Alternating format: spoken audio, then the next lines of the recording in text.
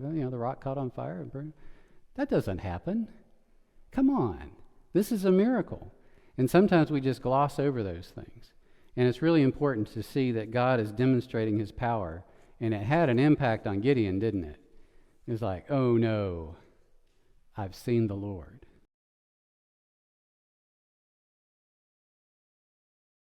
Studying faithful men and women in the Bible and focused on Hebrews 11.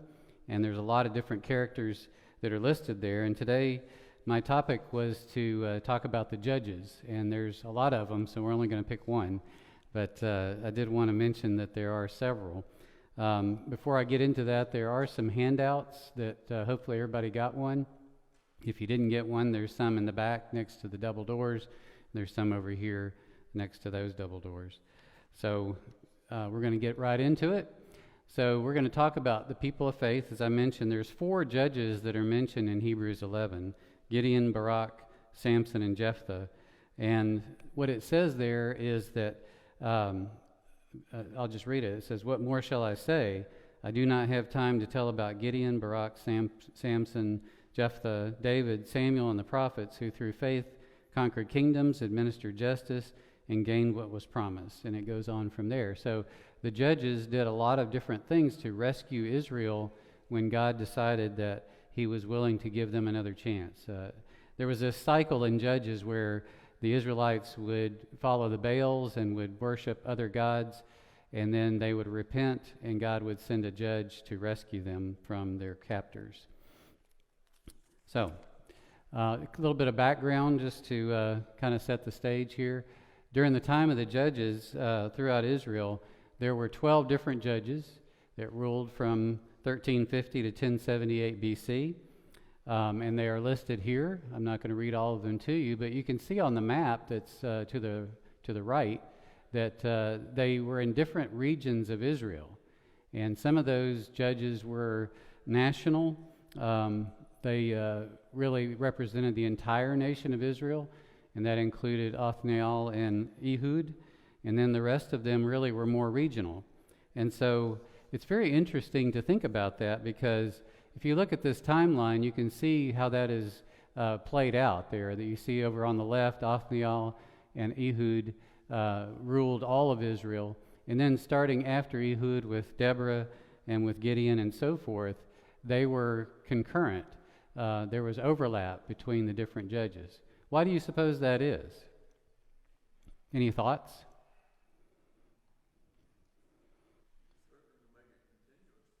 Well, it certainly made it continuous, yeah. I think what this is it's a kind of a reflection on how Israel fractured.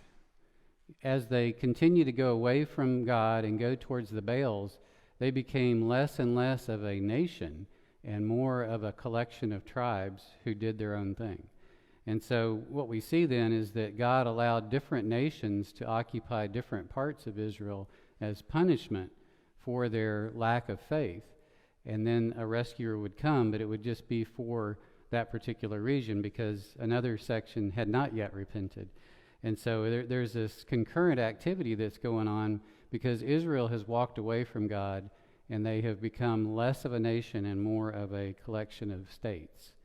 And so it's interesting to see how all of that played out. So as you're reading through Judges, and hopefully you go back and read Judges because it's a fascinating book, you'll see that different nations, in this case the Midianites had overrun central Israel, but the people from the Philistines had come over on the west side, and the people from Aram had come from the north. So different occupants, different punishments, different timelines. So I thought you might find that interesting. If you're not, then we're moving on anyway, so it's not a big deal. All right, so here we go into Gideon, because I really like the story of Gideon, and I think you're going to find it fascinating as well. So he's mentioned briefly in Hebrews 11. He's one of the judges of Israel, and if you see something underlined, it's probably because it's in your notes as a place where you can fill in the blank. So if you want to follow along that way, that's fine. If you don't, that's also fine. But he was one of the judges of Israel. And like I said, he was a judge in the central part of Israel. He was from the tribe of Manasseh, which you might remember is kind of right there in the middle on the left side of the Jordan. As we saw on the timeline, he's thought to be contemporary with Deborah. So Deborah was in the north, and Gideon was in the central. What he's known for, most people remember that he asked for a sign from God. But he asked for a sign 3 different times from God. He was not satisfied with just asking for one, so he was needing a lot of reassurance in order to be able to accept his role. Most people think it's only 2, so we'll see how it's actually 3. And so he demonstrated his faith by attacking the Midianites with only 300 men, and the opposing force was 135,000. Do you remember that from the story? 135,000 to 300? Pretty bad odds, right? But that was what he was known for doing, which takes a lot of faith. And he was a judge in Israel for 48 years. All right, some additional background information on Gideon and on Israel. So Israel had abandoned God, and this, like I talked about, that was a cycle that they went through, and they were worshiping Baal. God had allowed Midian to be the one to overrun this part of Israel as punishment for their sins. And what it says in the Bible is that the Midianites ruined crops and herds and ravaged the land like a swarm of locusts, resulting in a near famine in the land. So if you see on this map, and I'm not going to be able to point to it from this distance, but if you see down there at the lower part, let me see if I can do it on this side. Yeah, that's Midian right there.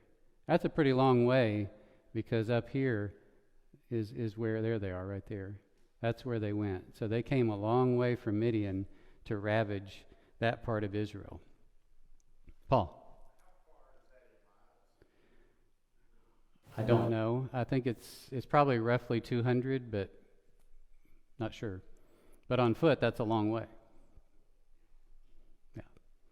So somebody can check me on that. Somebody wants to ask Google while we're talking. I hope you don't stop paying attention, but if you want to look that up, you're certainly welcome to. I'm just kidding. All right, so the reading there in chapter 6, starting with verse 3, let's go ahead and read it, because I think it's very powerful what the Bible has to say. It says, "Whenever the Israelites planted their crops, the Midianites, Amalekites, and other eastern peoples invaded the country. They camped on the land and ruined the crops all the way to Gaza. It did not spare a living thing for Israel, neither sheep nor cattle nor donkeys. They came up with their livestock and their tents like swarms of locusts. It was impossible to count the men and their camels. They invaded the land to ravage it. Midian so impoverished the Israelites that they cried out to the Lord for help." And I'm going to keep reading, even though it's not on your slide. Beginning in verse 7, it says, "When the Israelites cried out to the Lord because of Midian, he sent them a prophet who said, 'This is what the Lord, the God of Israel, says. I brought you up out of Egypt, out of the land of slavery. I snatched you from the power of Egypt and from the hand of all your oppressors.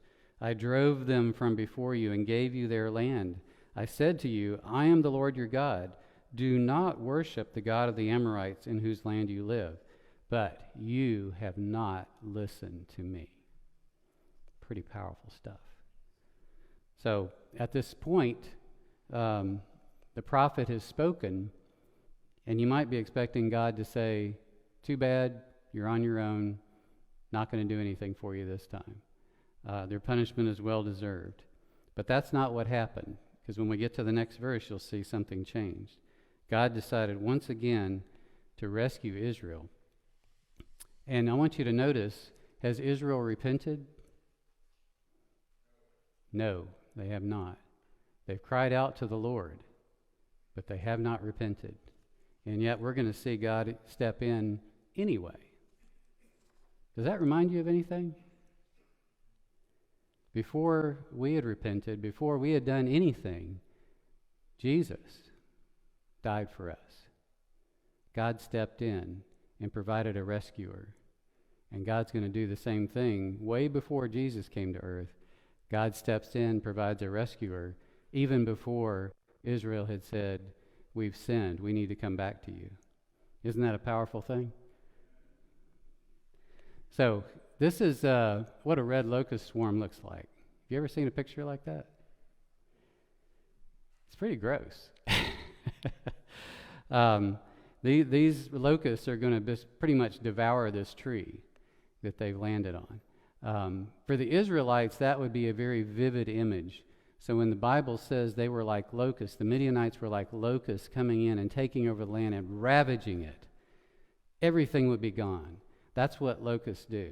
They eat every bit of vegetation on the tree that they land on. So to them, they would be thinking, wow, that is powerful. Yeah, Ron. I don't know if it still exists, but back when I traveled a lot, I walked the streets of Salt Lake City one night and heard this chirping noise all the time. And they have a similar story where God blew in seagulls, I think it was, to eat up all the locusts that had attacked their plant structure and so forth. So if you ever go to Salt Lake City and hear it chirping at night, that's what it's all about. But it's like a copy, if you will, of something that they found in the Bible, I think. Yeah, sounds like it. Very interesting. All right, so let's keep reading, and we're going to talk about how God comes in to rescue. Now, I like this picture here because it depicts, this is the angel of the Lord, theoretically, sitting under the tree, and Gideon being depicted as the one over on the right-hand side. What I want you to notice about this picture is how calm it is. Okay? We'll get to that here in just a minute. So in verse 11, the angel of the Lord came and sat down under the oak in Ophrah that belonged to Joash the Abiezrite, where his son Gideon was shredding wheat in a winepress to keep it from the Midianites. When the angel of the Lord appeared to Gideon, he said, "The Lord is with you, mighty warrior." "But sir," Gideon replied, "if the Lord is with us, why has all this happened to us? Where are all his wonders that our fathers told us about when they said, 'Did not the Lord bring us up out of Egypt?' But now the Lord has abandoned us and put us into the hand of Midian." So the angel of the Lord is appearing here to Gideon as a man. Keep that in mind as we keep reading. And also notice that Gideon doesn't seem to be frightened, does he? Does he seem frightened to you? He just asks a few questions. And he's kind of complaining, honestly, right? Why has God let this happen to us? All right, let's keep going. So, the Lord commissions Gideon here, and so God's appearance to Gideon was purposeful. He had decided to rescue Israel. So again, there's some underlined words here, so if you look in your handout, you might want to fill these in. So the Lord turned to him. Notice it says now it's the Lord. In the previous passage it was saying the angel of the Lord. Now it says the Lord. The Lord turned to him and said, "Go in the strength you have and save Israel out of Midian's hand. Am I not sending you?" "But Lord," Gideon asked, "how can I save Israel? My clan is the weakest in Manasseh, and I am the least in my family." The Lord answered, "I will be with you, and will strike and you will strike down all the Midianites together." Gideon replied, "If now I have found favor in your eyes, give me a sign that it is really you talking to me. Please do not go away until I come back and bring my offering and set it before you." You notice that subtle change there? How Gideon basically now understands this is the Lord talking to him. Give me a sign that it's really you talking to me. He's caught on very fast. And the Lord said, "I will wait until you return." Gideon went in, prepared a young goat, and from an ephah of flour he made bread without yeast. Putting the meat in a basket and its broth in a pot, he brought them out and offered them to him under the oak. Anybody know what an ephah is? It's about 5 quarts. That's a pretty good amount of wheat flour to make. It's not just like he brought out a couple of tortillas. This is a lot of bread that he's brought out to the Lord. Okay, so Gideon brings his offering. So it says, the angel of God said to him, "Take the meat and the unleavened bread, place them on this rock, and pour out the broth." And Gideon did so. With the tip of the staff that was in his hand, the angel of the Lord touched the meat and the unleavened bread. Fire flared from the rock, consuming the meat and bread, and the angel of the Lord disappeared. When Gideon realized that it was the angel of the Lord, he exclaimed, "Ah, sovereign Lord, I have seen the angel of the Lord face to face. But the Lord said to him, Peace, do not be afraid. You are not going to die. Gideon is so convinced that he's seen God face to face. He knows what happens if you see God face to face. He knows that story. He remembers the story of Moses, when God said, no one may see me and live. So he's afraid for his life, but God immediately says, do not be afraid. You're not going to die. All right, so continuing the story. You like the story? I love this story. This is pretty cool. All right, so Gideon built an altar to the Lord there and called it the Lord is Peace. To this day it stands in Ophrah of the Bezrites. That same night the Lord said to him, Take the second bull from your father's herd, the one 7 years old. Tear down your father's altar to Baal and cut down the Asherah pole beside it. Then build a proper kind of altar to the Lord your God on the top of this height. Using the wood of the Asherah pole that you cut down, offer the second bull as a burnt offering. So Gideon took 10 of his servants and did as the Lord told him. But because he was afraid of his family and the men of the town, he did it at night rather than in the daytime. So the Lord speaks to Gideon again and tells him he has a job to do. Notice the Lord's just talking to Gideon. I mean, what an honor. Don't let that pass by you. God is talking to Gideon, and he is really honoring him. And this is a great demonstration of faith that God is asking him to do.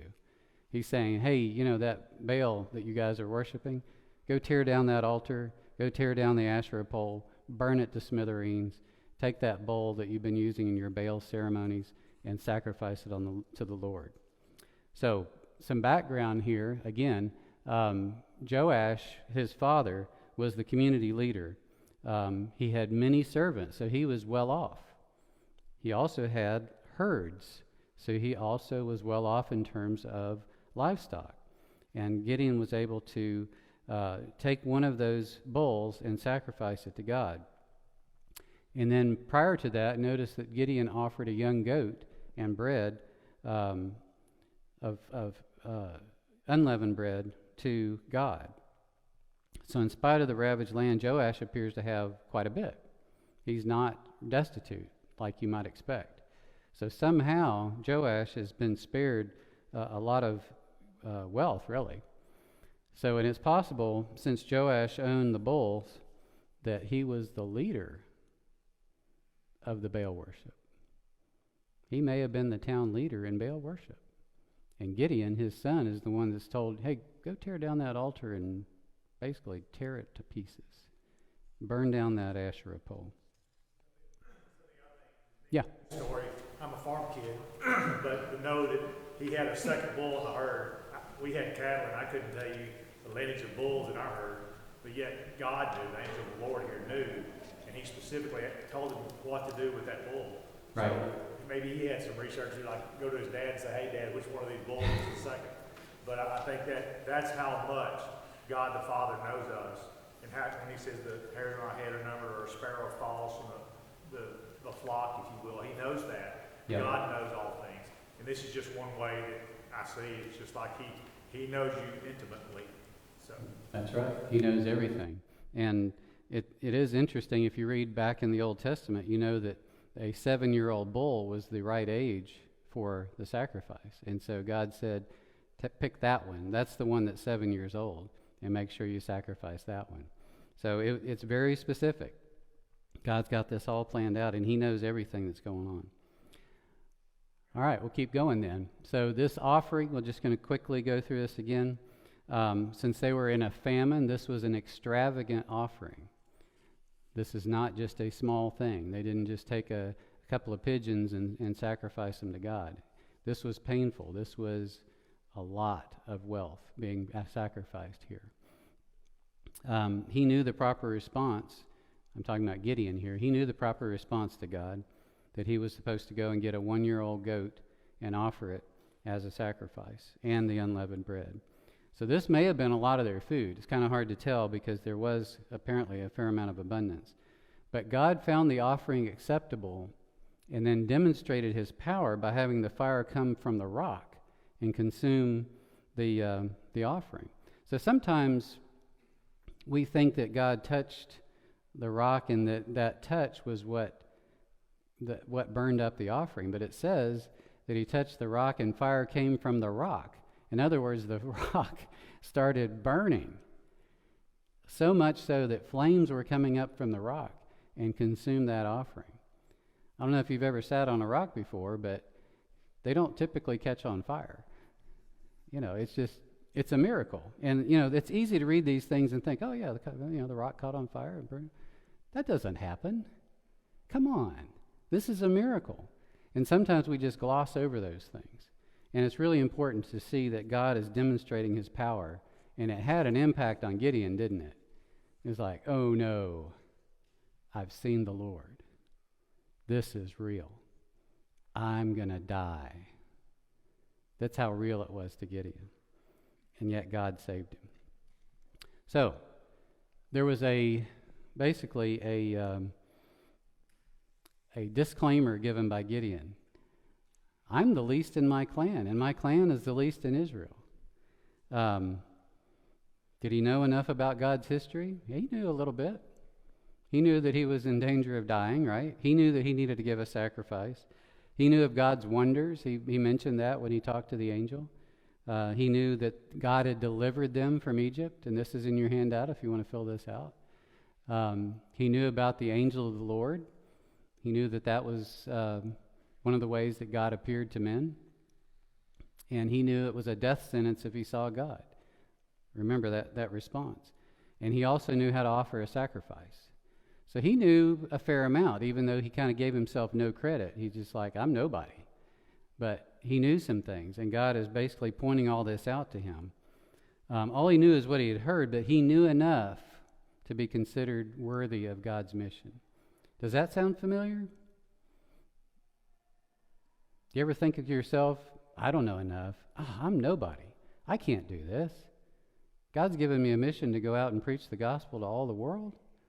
I can't do that. I'm nobody.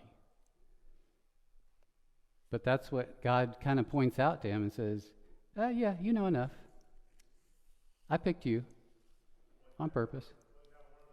Well, somebody made reference to Jesus. Isn't he the carpenter's son? He can't be that great. His dad's just a carpenter. Yeah. So that's a common theme we see in God's word. Absolutely. So he was good enough. Yeah, Paul. Why? The reference, he knew the angel of the Lord, and he knew it was a death sentence if he saw God. Okay. Why is that a reference of using the word angel? Angels are beings, and God is not an angel. Right. So it is a great question, and the question is, why is it called the angel of the Lord, and then later it's called the Lord? Because if that's of the Trinity, if that's God, why is he called an angel of the Lord? Right. Yeah. So oftentimes in the Old Testament, when God appeared in the form of man, he was called the angel of the Lord. So he was taking on a physical presence, just like angels have a physical presence. And yet he was in fact all God. And so sometimes it's very unclear, because sometimes we're getting into another lesson, but sometimes there would be an angel of the Lord, and the Lord is not capitalized. And in that case, it's just a regular angel, one of God's angels. But when it says an angel of the Lord and it's all capitalized, it's to remind us that this is a special entity of the Godhead appearing to man. And so it is confusing. But it's clear from the way people reacted and from the way that the angel of the Lord talked that it really was God himself appearing in this human form. Some people think it's Jesus incarnate in the Old Testament. I'm not sure I want to go that far, but God appeared in a physical form. Because Jesus created the heavens. Absolutely. So Jesus certainly was in existence from the beginning, so it could have been him. Yeah. I lean toward that, in a sense. Yeah. It's an amazing study, and it really deserves a lot of time to talk about that. But I think what's clear from this context is that it really was God, and it really was him appearing in a human form to Gideon, because he's empowering, he's performing the miracles, and he's doing all of these things. It's saying, it's me talking to you.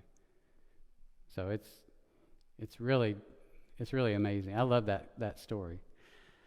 All right, so let's talk about relationship building. God's building a relationship with Gideon as he's talking to him and as he's giving him messages and as he's seeing Gideon respond properly. So God started off this relationship by appearing as a man, not appearing as a bright, shining light as the angels sometimes appear. You know, they're so terrifying, they're just falling to their knees. It's not that kind of thing. God encouraged him by saying, "The Lord is with you." And then God allowed him to ask questions. We're going to talk a little bit more about that here in a little bit, but God allowed him to ask questions. And then God commissioned him to go in the strength that you have. You don't have to go and study for a year. You don't have to go and do anything special necessarily. Just go. I'm sending you. And he encouraged him again and said, "I will be with you," and basically saying, it's going to be us. It's not going to be you defeating the Midianites. We will go together to defeat the Midianites. And then God gave him a sign, causing that fire to come out of the rock. That really made an impression on Gideon, that it's really you. It's really you, God. It's not just some man that came and told me this. And then God gave him a rescue, and he, again, as we talked about, he gave him the sign and he gave him the mission before Gideon had expressed any faith, before Gideon had repented of his sins. None of that had happened yet. But God said, "We're doing this together." And then he asked Gideon to then do something that demonstrated faith. What did he ask him to do? Go sacrifice your father's bulls, go tear down the altar. Gideon did express faith, and that was enough for God to say, "Let's do this." Okay. Yes, Paul? Keep butting in, but what I like about this story is that God came off to me as friendly. Yeah, God's coming across as a friendly man, yeah. Instead of terrifying. Right. It says he didn't want to show his power as being terrifying, which he can be. He always has. Yeah. Terrified a lot of people in history there. But this, he came to him lower in stature as a man and made it known that he was God. Right. I like that. I like that too, that God appeared as a man and had relationship with Gideon and did not try to scare him or, demonstrate his power in a way that would be terrifying. Who else does that sound like? Jesus. He appeared in the form as a man, not terrifying, not dominating. He didn't come in and start, sending fire down from heaven to, tear up anything. No, he appeared in a very lowly form, did not do a lot of power demonstration, and yet he was God. All right, so I like that picture of the strong little boy, because it doesn't take a lot of strength to follow God. He complained that he was the weakest in the weakest clan, and then God purposely selected him anyway. And that is such a trend for God. God continuously picks the weakest. He picks the least. He'll pick the third brother or the fourth brother, not the first brother. It's just all of the lineage of Jesus. When you look at that, it's not the storybook version. There's a lot of characters in there that are not who you would pick to be in the lineage of God. Yeah. David beating Goliath, he definitely didn't have the power to do that. So we don't need to have super strength. We don't need to have special abilities to be able to serve God and do what we have. We need to use the strength that we have. Do you think God would ask us to do something and not give us the strength to do it? I don't. So God's saying, you have strength. Use it. Use it for God. Don't be bashful. So even though we may not be feeling like we're fully equipped, we have sufficient power. We have sufficient talent. We have sufficient knowledge. It's not about being the best or some, amazing person. And God chose the weak to shame the strong. That's a great verse out of 1 Corinthians. So I'm going to talk about questions. How many of you have questions for God? Do you? All right. So having questions for God is not surprising, not unusual, and Gideon was no different. He says, if God is with us, why has all this happened? If God is with us, everything's supposed to be perfect, right? We're supposed to be living in the land of milk and honey, and everything's wonderful, and our crops come in, and nothing ever bad happens, nobody invades us. So he says, why has all this happened to us? And where are all the wonders? Where are all those miracles? Where are all the things that God did back when he was rescuing Israel out of the hand of Egypt? And he follows that up with an accusation. The Lord has abandoned us and put us into the hand of Midian. It's like, wow, do you know who you're talking to? You're saying I've abandoned you? I don't think at that time that he knew that it was God. I think that was later when he saw the power of God that he realized he was talking to God. Those are pretty tough words, but God didn't say, how dare you? Did you hear God saying that at all? No. God just kind of like, okay. Not even going to worry about that. Not a problem. How do you feel about Gideon's boldness here?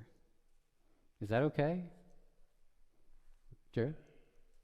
He was earnestly asking, what's going on here, God? If you're with us, why are we in trouble? And God knew he was speaking the truth, so he didn't condemn him. Right. Yeah, it was an honest question. It wasn't, mean or anything like that. So if you have questions, is it okay to ask it? I see a question up in the sound booth. He backed up his question with a statement of faith. He said, did not the Lord lead us up out of Egypt? Yeah. I think that means something. Yeah, so he believed that God had led them for sure. So he does have some demonstration of faith. Ron, did you have your hand up? I was thinking of Moses, a lot of the close encounters that they had with a serious situation. Right. And Moses dealing with God over that. Yeah, Moses was very honest with God. He was very frank, I guess is the best way to put it. They had some pretty tough conversations back and forth. Very intimate. I think that's another way you could describe it. Intimate conversations. Yes, ma'am? Well, I think that God is always with us and always there for us, no matter what we're going through, no matter, what we do to him or what struggles we're having. He's always, understanding and always there. Yeah, God is always with us, always understanding, always caring, always wanting to bring us back up. Absolutely. So it is okay to ask God to increase your understanding in faith. It is okay to ask questions. It is okay to say, I'm weak. Another example here is very famous. Everybody's probably heard this from 2 Corinthians 12, where Paul is saying, to keep me from being conceited because of these surpassingly great revelations, there was given me a thorn in the flesh, a messenger of Satan to torment me.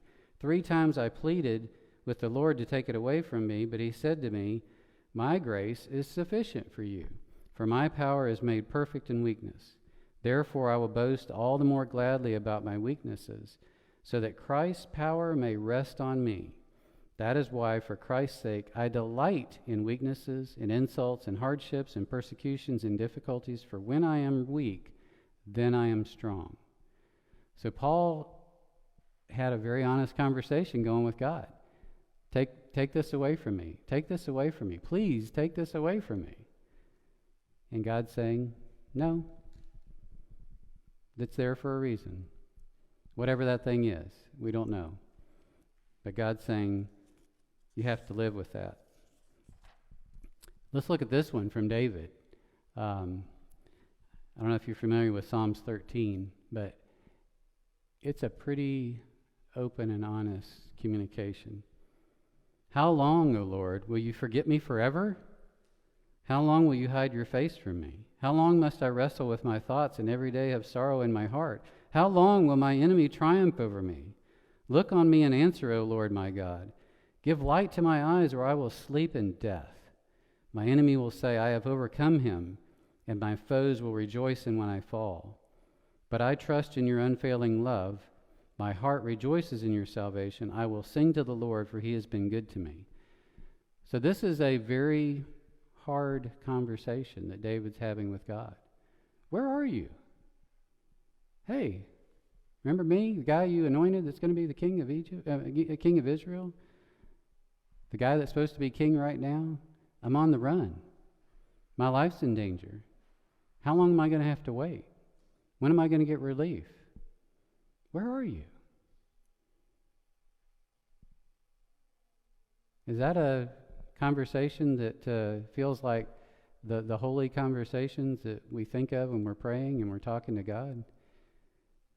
This is David being pretty brutally honest with God. I feel like you've left. I feel like you're not listening. I feel like you don't care. You ever felt that way? It's okay to nod your head. I mean, there's times in life when we feel like, God, your timetable's off. You're supposed to be responding, come on, let's go. And God's saying, nope, not yet. Maybe not at all. Maybe what you're asking for is not the right thing to ask for. Maybe it's not according to my will. And yet we are sure that we know what the right thing is. And we ask for that over and over again. And we may feel like God doesn't care. But God does care always. God is with us always. He has not abandoned you, but it just may be a different timeline. And we see that David was rescued by God, right? And we see over and over throughout the Bible how God rescued those he loves. It just didn't always happen in the timeline they expected. It didn't always happen in the way that they expected. But God was there for them and rescued them in his time. Another example that I find similar is Isaiah. If you are familiar with the book of Isaiah in chapter 6, where Isaiah is having a vision and he is in the throne room of God and he sees God and he says, "Woe is me, I have seen the Lord Almighty. I'm going to die," basically. And so there's a fear of death, and more importantly, there's a recognition. I want you to pay attention to that. There's a recognition that he is great. He is perfect. He is amazing. I am nothing. I am so unworthy to be in this room. I wish I could just melt through the floor. I'm in the wrong place. I came in the wrong room. Somebody get me out of here. And yet God sends an angel with a coal, and he puts it on his lips to atone for Isaiah's sin. That's the kind of experience that Gideon's going through here. Oh no, I've seen God. I am unworthy. So being unworthy of being in God's presence is something I think we're all going to experience, right? Because we're going to all get to heaven and realize just how unworthy we are to be there. But when we get there, we'll be so happy. So even though we deserve to die, God saves us, and he will save us as well. Okay, let's keep going. So recognizing God's holiness, Moses was another character in the Bible who also had kind of that same response. I'm too weak. I'm not good enough. I'm not a good speaker. I wouldn't know what to say. I'm not sure how to answer the elders. Just all kinds of excuses for why I'm not the right guy. But God says, I will be with you. I am will be with you. Tell them I am sent me. I'll teach you what to say.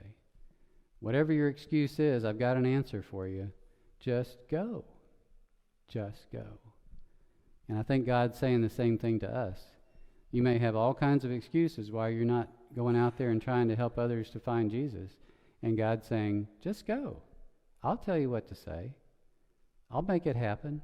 It's not you, it's me. So he has an answer for Gideon's protests, and he has an answer for our protests as well. And the answer is, I am is with you. So in 1 Corinthians chapter 12, it says, "Now you are the body of Christ, and each one of you is a part of it. And in the church, God has appointed first of all apostles, second prophets, third teachers, then workers of miracles, and so on." We all are a part of the family of God. We're all part of the body of God. And so we are equipped. We are worthy because God has made us so, not because of anything we've done. Anytime I see Linda get up, it tells me I'm running out of time. All right, so I'm going to skip this slide, but I wanted to get to the Fleece Test. So it says that Gideon said to God, "If you will save Israel by my hand as you have promised, I will place a wool fleece on the threshing floor. If there is dew only on the fleece and all the ground is dry, then I will know that you will save Israel out of my hand." And it happened exactly as Gideon requested. So the second test is very much like it. But let's just ask a question. Is it okay to ask for a sign? We've already agreed that it's okay to ask for questions. Is it okay to ask for a sign? It's a tougher question, isn't it? Everybody's a little uncomfortable right now. Well, apparently it was okay for Gideon, right? To ask for a sign.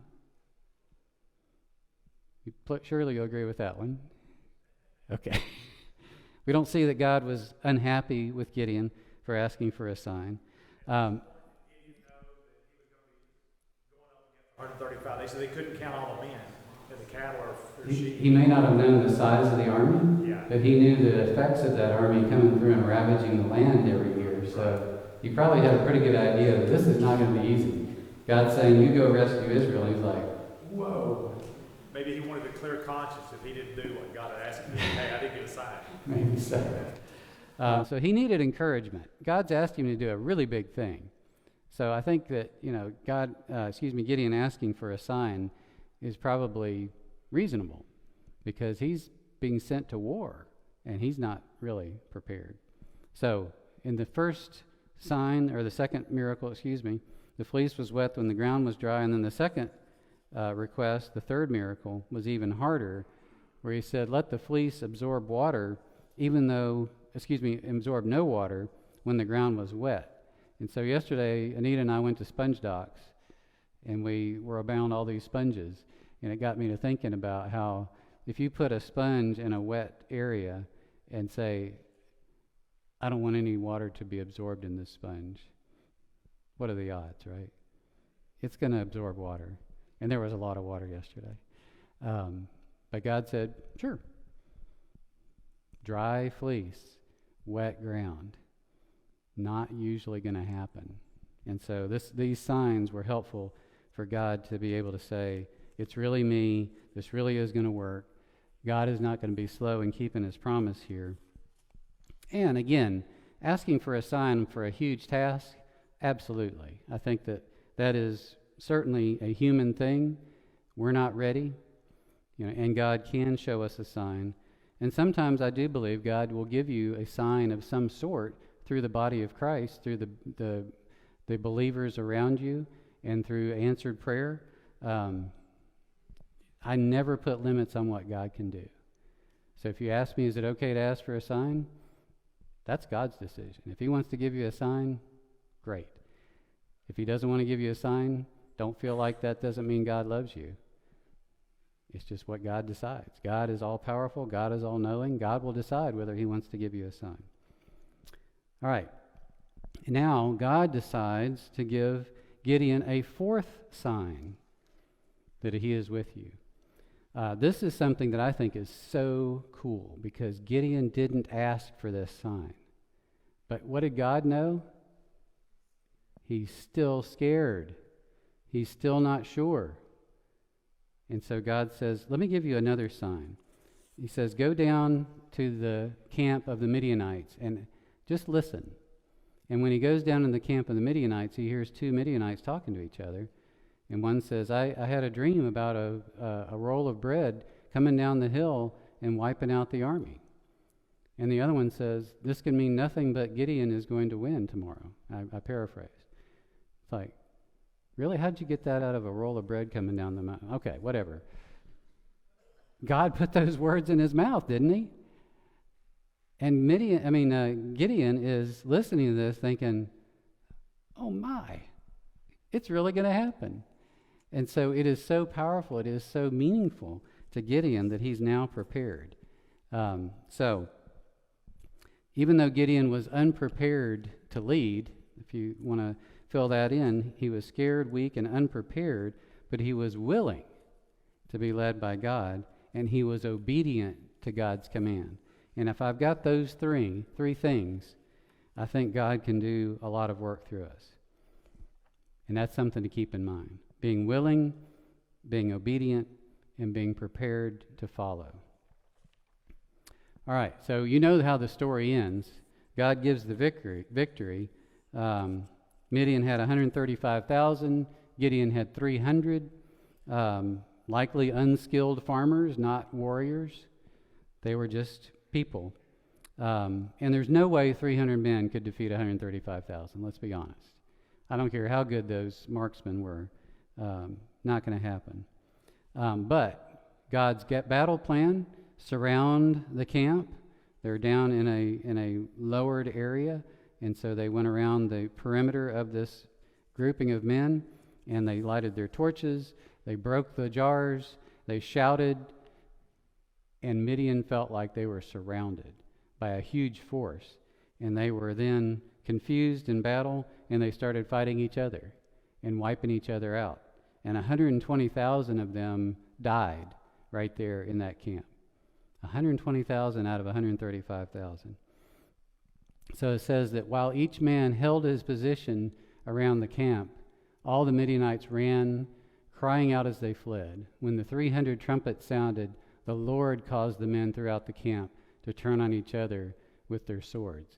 So again, the men are just standing there. These 300 men haven't done anything other than break the jars, sound the trumpets, show the torches, and God's done everything else, right? There's nothing there that you can say that they've done that has really caused this victory. So as we close, let me just say that God is building a relationship, then gaining trust, and then putting faith into action. And we see this play out even in our own lives. So it's important to help for God to allow us to learn to trust him. And there has to be relationship there in order to build trust. And then Gideon had to demonstrate faith, which he did by sacrificing the bull. And then Gideon's forces, if you read further into the story, they had to finish the work. There were still 15,000 men that were fleeing. And God didn't just say, let them go. No, he said, pursue them. And they killed those 15,000 men and the kings that were leading them, the kings of the Midianites. So we have to finish the work and not just expect God to do everything. We do have to participate. This is a participation sport. God's not going to say, just stand there and I'll do everything. He's not going to say, you want to go and convert that person to become a Christian? Just go and stand in front of them. You don't need to do anything. No, there is activity. There is action that has to take place. We have to participate. But it's up to God to give the increase, not us.